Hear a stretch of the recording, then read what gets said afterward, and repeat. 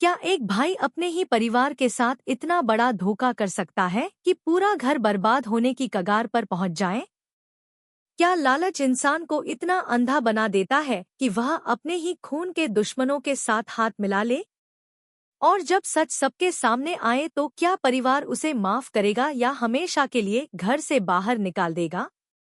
Serial वसुधा में अब आने वाला है ऐसा तूफानी मोड़ जिसे देखने के बाद हर कोई हैरान रह जाएगा, क्योंकि अब काकू का असली चेहरा पूरे परिवार के सामने आने वाला है और इस बार कोई भी उसे बचा नहीं पाएगा। सीरियल की शुरुआत होती है घर के अंदर फैले हुए डर और तनाव से, जहां हर कोई चंद्रिका की हालत को लेकर परेशान नजर आ रहा होता है। पूरे घर में सन्नाटा पसरा हुआ होता है और सभी के चेहरों पर चिंता साफ दिखाई दे रही होती है। तभी अचानक दरवाजा जोर से खुलता है और वहां प्रभात गुस्से से लाल आंखें किए अंदर आता है। उसके हाथ में गन होती है और उसके चेहरे पर ऐसा गुस्सा होता है जिसे देखकर हर कोई कांप उठता है। जैसे ही प्रभात अंदर आता है वह सीधे जाकर काकू के सामने खड़ा हो जाता है और बिना कुछ सोचे समझे उस पर गन तान देता है। यह देखकर पूरे घर में हड़कंप मच जाता है। सारिका डर के मारे पीछे हट जाती है और बाकी घरवाले भी समझ नहीं पाते कि आखिर अचानक ऐसा क्या हो गया। तभी प्रभात जोर से चिल्लाते हुए कहता है कि आखिर तूने ऐसा क्यों किया? तूने अपने ही परिवार के साथ गद्दारी कैसे कर दी? तू ही है ना जो उस करिश्मा के साथ मिला हुआ था? तू ही है जिसने हमारे दुश्मनों को घर की सारी बातें बताईं? प्रभात की आवाज में इतना दर्द और गुस्सा होता है कि काकू के पैरों तले जमीन खिसक जाती है। वह डर के मारे कांपने लगता है, लेकिन फिर भी खुद को बचाने की कोशिश करता है और कहता है कि नहीं भाई साहब, मैंने कुछ नहीं किया, आप गलत समझ रहे हैं। लेकिन प्रभात इस बार कुछ सुनने के मूड में नहीं होता। वह और ज्यादा गुस्से में आकर कहता है कि झूठ मत बोल, क्योंकि मुझे सब पता चल चुका है। करिश्मा ने सिर्फ मेरी जान लेने की कोशिश नहीं की, बल्कि उसने चंद्रिका भाभी को भी इस हालत में पहुंचा दिया और यह सब तुम्हारी वजह से हुआ। अगर तुम उसे घर की खबरें ना देते तो आज यह सब कभी नहीं होता। इतना सुनते ही घर के बाकी लोग भी हैरान रह जाते हैं, क्योंकि किसी ने सपने में भी नहीं सोचा था कि काकू ऐसा कर सकता है। तभी प्रभात कहता है कि मुझे हमेशा लगता था कि तू परिवार से नाराज है, लेकिन मैंने कभी नहीं सोचा था कि तू इतना गिर जाएगा कि दुश्मनों के साथ हाथ मिला लेगा। तेरी बीवी पहले से ही करिश्मा की चमचागिरी करती थी और अब तू भी उसी के रास्ते पर चल पड़ा। प्रभात की बातें सुनकर काकू पूरी तरह टूट जाता है। उसके चेहरे से साफ दिखाई देता है कि अब उसका सच छुप नहीं पाएगा। वह डर के मारे हाथ जोड़कर खड़ा हो जाता है और रोते हुए कहता है कि भाई साहब, मुझे माफ कर दीजिए। मैं यह सब नहीं करना चाहता था, लेकिन मैं बहुत मजबूर था। मैंने हमेशा इस घर में खुद को छोटा महसूस किया। आपने हमेशा बड़े फैसले खुद लिए। भाभी ने भी कभी मुझे कोई महत्व नहीं दिया। मैं भी चाहता था कि मुझे इस घर में मेरा हक मिले, लेकिन किसी ने मेरी बात नहीं सुनी। यह सुनते ही प्रभात और ज्यादा गुस्से में आ जाता है और कहता है कि अगर तुझे तेरा हक चाहिए था तो तू प्यार से मांग सकता था। अलग होना चाहता था तो अलग हो जाता, लेकिन तूने दुश्मनों के साथ मिलकर अपने ही परिवार की जिंदगी बर्बाद करने की कोशिश क्यों की? क्या इतने बुरे दिन आ गए थे कि तुझे करिश्मा जैसी औरत का सहारा लेना पड़ा? प्रभात की बात सुनकर काकू पूरी तरह चुप हो जाता है, क्योंकि उसके पास अब कोई जवाब नहीं होता। दूसरी तरफ सारिका यह सब देखकर अंदर ही अंदर डरने लगती है, क्योंकि उसे समझ आ जाता है कि अगर आज सच पूरी तरह सामने आ गया तो उसे भी कोई नहीं बचा पाएगा। तभी घर के बाकी लोग भी काकू को घूरने लगते हैं। सभी के चेहरों पर गुस्सा साफ दिखाई देता है। किसी को विश्वास नहीं हो रहा होता कि जिस इंसान को उन्होंने हमेशा परिवार का हिस्सा माना, वही इंसान उनकी पीठ पीछे दुश्मनों से मिलकर खेल खेल रहा था। तभी अचानक डॉक्टर की कॉल आती है और पता चलता है कि चंद्रिका की हालत में थोड़ा सुधार हुआ है। यह सुनते ही सभी को उम्मीद की एक किरण नजर आती है, लेकिन साथ ही काकू और सारिका के चेहरे का रंग उड़ जाता है, क्योंकि उन्हें पता होता है कि अगर चंद्रिका को होश आ गया तो वह किसी को नहीं छोड़ेगी। प्रभात तुरंत अस्पताल जाने की बात करता है और जाते जाते काकू को आखिरी चेतावनी देता है कि अगर चंद्रिका ने तुम्हारा नाम लिया तो मैं खुद तुम्हें इस घर से बाहर फेंक दूंगा। प्रभात के जाते ही घर में अजीब सा माहौल बन जाता है। सारिका तुरंत काकू पर बरस पड़ती है और कहती है कि मैंने तुम्हें पहले ही कहा था कि यह सब मत करो, लेकिन तुम्हें तो सिर्फ अपना लालच दिखाई देता था। अब अगर हमें इस घर से निकाल दिया गया तो हम कहाँ जाएंगे? काकू गुस्से में कहता है कि मैंने यह सब सिर्फ अपने हक के लिए किया, लेकिन सारिका कहती है कि हक पाने के लिए इंसान अपने परिवार को बर्बाद नहीं करता। दोनों के बीच जोरदार बहस शुरू हो जाती है और बाकी लोग चुपचाप यह तमाशा देखते रहते हैं। दूसरी तरफ अस्पताल में प्रभात चंद्रिका के पास बैठा होता है और उसकी आंखों में आंसू होते हैं। वह धीरे से कहता है कि भाभी, अब आपको जल्दी ठीक होना होगा, क्योंकि इस घर को आपकी जरूरत है। तभी अचानक चंद्रिका की उंगलियां हल्की सी हिलती हैं और डॉक्टर तुरंत अंदर आ जाते हैं। डॉक्टर कहते हैं कि यह बहुत अच्छा संकेत है, शायद मरीज को जल्द होश आ सकता है। यह सुनते ही प्रभात की आंखों में उम्मीद लौट आती है, लेकिन वहीं दूसरी तरफ घर में काकू और सारिका की रातों की नींद उड़ चुकी होती है। उन्हें हर पल यही डर सताने लगता है कि अगर चंद्रिका ने सच बता दिया तो उनका क्या होगा। अब कहानी में आगे आने वाला है सबसे बड़ा तूफान, क्योंकि जैसे ही चंद्रिका को होश आएगा वह घर के हर उस इंसान का सच सामने लाएगी जिसने उसके साथ गद्दारी की। लेकिन क्या काकू खुद को बचाने के लिए कोई नई चाल चलेगा? क्या सारिका इस बार भी खुद को मासूम साबित कर पाएगी? और सबसे बड़ा सवाल, क्या परिवार अपने ही सदस्य को हमेशा के लिए घर से निकाल देगा? आगे क्या होगा यह जानने के लिए वीडियो को लाइक जरूर करें, और अगर आप भी चाहते हैं कि गद्दारों को सजा मिलनी चाहिए तो कमेंट में जरूर बताएं। अगले दिन सुबह होते ही पूरे घर का माहौल और भी ज्यादा भारी हो जाता है, क्योंकि हर किसी की नज़र अब सिर्फ अस्पताल से आने वाली खबर पर टिकी होती है।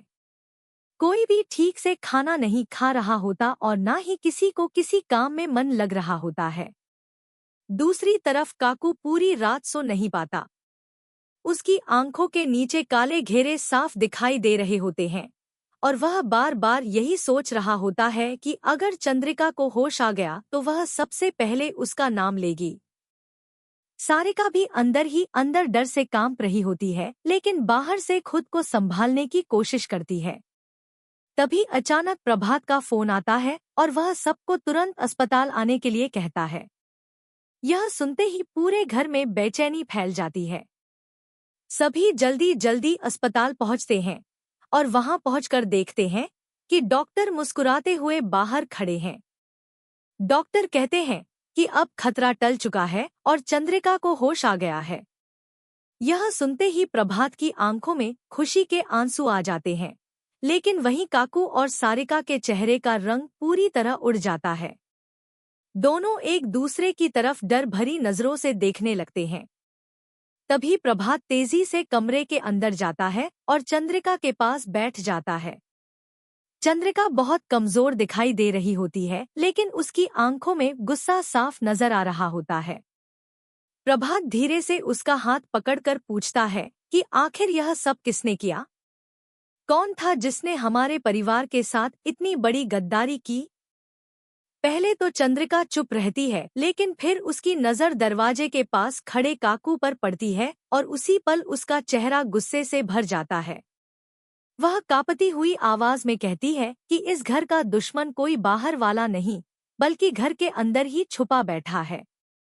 यह सुनते ही सभी हैरान होकर काकू की तरफ देखने लगते हैं। काकू के माथे पर पसीना आ जाता है और वह तुरंत कहता है कि भाभी, आप गलत समझ रही हैं, मैंने कुछ नहीं किया।